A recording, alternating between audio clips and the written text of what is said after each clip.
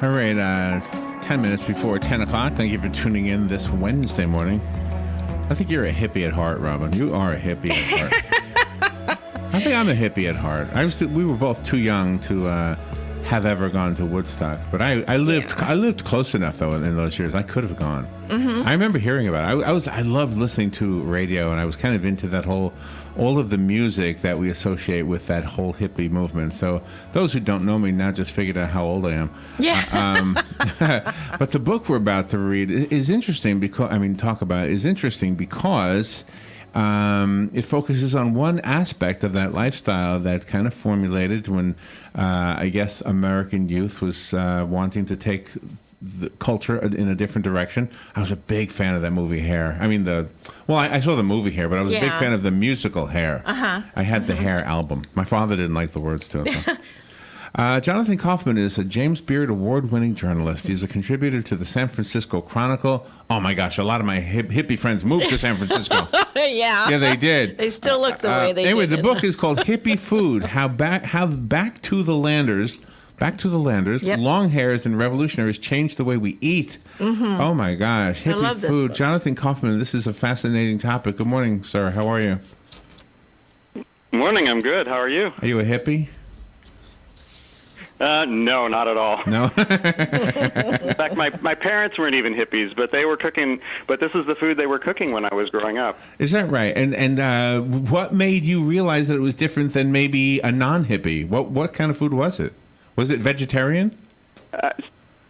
My parents weren't vegetarian, but I definitely had friends who did. But they were cooking lentil stews and tofu stir fry with vegetables, and these African and Central American dishes that were nowhere. You couldn't find them anywhere else except for in these cookbooks they were cooking from. Well, I've often wondered if a lot of that may not be from the amount of money that they didn't have. A lot of the people who left society, so to speak, really didn't have a whole lot of money. Or am I wrong about that perception? Oh, not at all. I mean, I think that a lot of the counterculture kids, they wanted to remove themselves from the capitalist economy and live in rural areas and farm for themselves and grow their own food. And at that point, that food, the food they were buying was super cheap. Like, it was really cheap to live off of whole beans and brown rice that you picked up out of a bulk bin. Yeah. And they truly invented organic farming without calling it that. And now, right now you're paying a lot of money for things that are grown organically. Right, and organic food back then was not as beautiful as it is today. A lot of times, farmers would show up at the farmers markets with, carrots with dirt clinging to them in order to kind of prove how earthy and natural it was. Yeah, right. So, what did you discover that was a surprise when you were doing the research? Was there anything that stimulates in your thoughts? Well, I was surprised by how influential the macrobiotic movement was. I had never really heard, I heard a little bit about macrobiotics, and I knew that it was something about yin and yang, but George Osawa, this Japanese guy who came to the United States in 1960, had come up with this diet that was, he would say, if you balanced the yin and yang in your body, you would change your health, you could cure cancer, you could, cure obesity and diabetes, and some sensible things and some very kooky things. But really?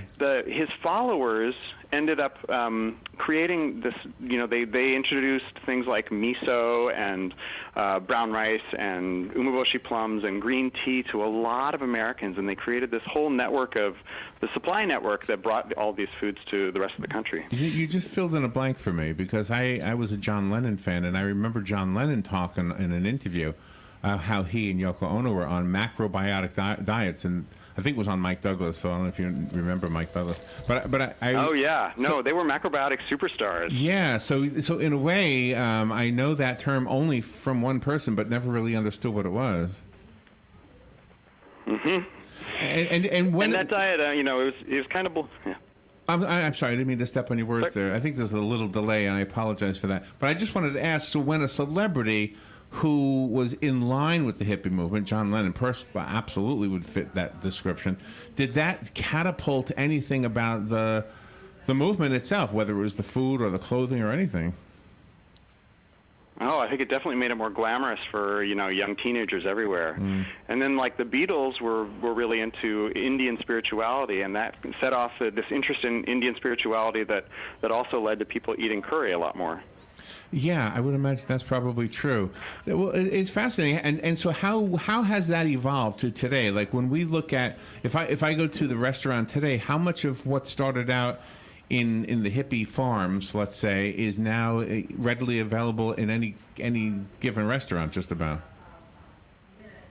I think you can find, what used to be sort of odd, freaky fringe foods in every grocery store in the country and in almost every restaurant. I think a lot of people are aware of organics, and they're afraid of, they want to avoid eating chemicals in their food, and so here's this other food supply, and a lot of times, organic foods will taste a little better. I wonder if the choice of supermarket names like Mother Earth Foods and things like that, I wonder if that sort of stems from this whole movement too. Oh, definitely. Definitely. The very first natural market was called New Age Natural Foods, and so, all of those names. Wow. And people are still, you do stress in your book, though, that people are still buying what they can afford. Yeah, it's true. And I think, unfortunately, so much of the natural food movement and food co-ops, they were driven by volunteer labor, and so food was really cheap. And as the 1970s progressed and it became, you couldn't really keep volunteers around to make this food so cheap, so food got a lot more expensive. Was any food that was considered square, I think of a better way to say this, like pushed away? Is there any food that was definitely, oh my gosh, that's the culture. We don't want the culture. With the empty culture or something. Oh, they had a huge thing against white bread. I mean, they called it plastic. Anything that was fake was plastic bread. Oh, okay. And so they were determined to cook like dense, hearty brown bread as a revolt. That's kind of funny. Well, you did a great job with the book. It's called Hippie Food. I found it on Amazon. It's #1, by the way. I don't know if you know that or not. Let me read what it says here. Awesome. Yeah, it says #1 new release in the. It's #1. Wait a minute. Hot new releases. It's #1, and then the audio book is #3, and then the Kindle book is #4. Wow, you're really doing good. I have a copy of the actual... Wow, that's fantastic. I have the actual book in my hands. Call me if you want the one that was sent to me. The rest of us have to go buy it. As I mentioned, I found it on Amazon. Do you have a website you want to tell us about?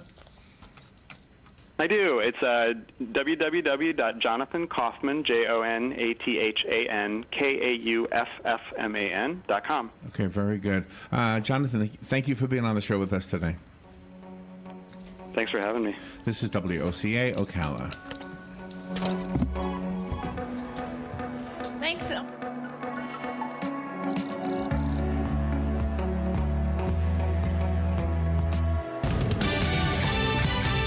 Fox News Radio, I'm Chris Foster.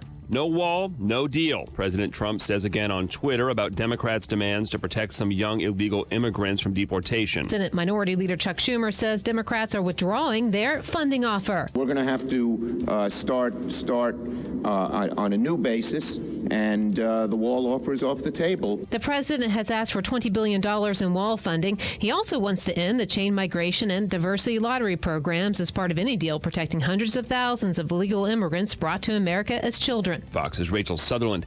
Kentucky State Police now say 16 people were shot at a high school in Benton yesterday. 2 15-year-olds died. This is terrifying, and it's still it's like something out of the movies. It doesn't feel real. 4 other people were hurt in the rush to get away from the shooter. A 15-year-old boy is in custody. We don't know why he may have done it. Fox News. We report, you decide. If you're a small business, first impressions can make all the difference. With Grasshopper, you get all the features of a professional business phone system on your mobile phone. Choose a business phone number, make calls, and send texts. Stay connected and work from anywhere with features like Wi-Fi calling and our desktop app. Set up your account in minutes with no long-term contracts and 24/7 customer support. Make your small business big. Now get $20 off your first month when you visit grasshopper.com/radio. That's grasshopper.com/radio. For many businesses, hiring is tough. You want access to highly qualified candidates fast. And you don't want to sign a long-term contract or pay upfront fees. That's why you need Indeed.com, delivering 6 times more hires than any other job site, according to independent research. Indeed is offering new users a $50 credit to give their first job post premium visibility as a sponsored job. Redeem this offer at Indeed.com/credit. That's Indeed.com/credit. Terms, conditions, and quality standards apply.